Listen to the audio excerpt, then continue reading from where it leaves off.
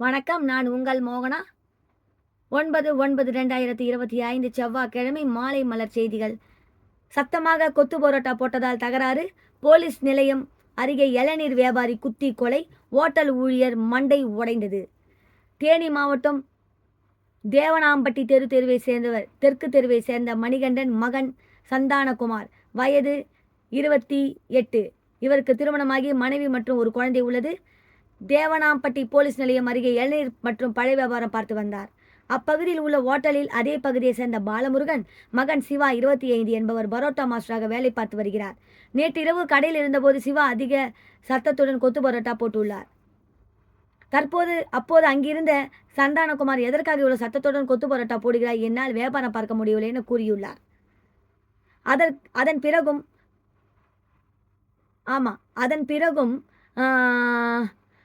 என கேட்டார். அதற்கு பிறகும் பரோட்டா மாஸ்டர் சிவா அதிக சத்தத்துடன் கொத்து பரோட்டா போட்டுள்ளார்.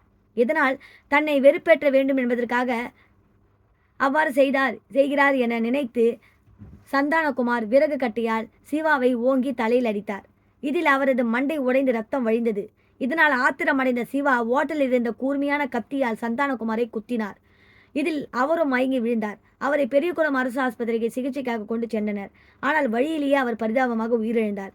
இதனிடையே படுகாயமடைந்த பரோட்டா மாஸ்டருக்கும் தலையில் 8 தையல் போடப்பட்டு தேனி அரசு ஆஸ்பத்திரியில் சிகிச்சை பெற்று வருகிறார். இது தேவையா? ஒருத்தர் விட்டு கொடுத்துட்டு போகாமல் 2 பேரும் கத்தி அவர் கொத்து பரோட்டா என்னவோ எடுத்து அடிச்சிருக்காங்க 2 பேரும்.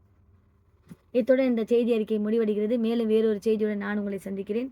அதுவரை உங்களிடம் விடைபெறுவது உங்கள் மோகனா. நன்றி, வணக்கம்.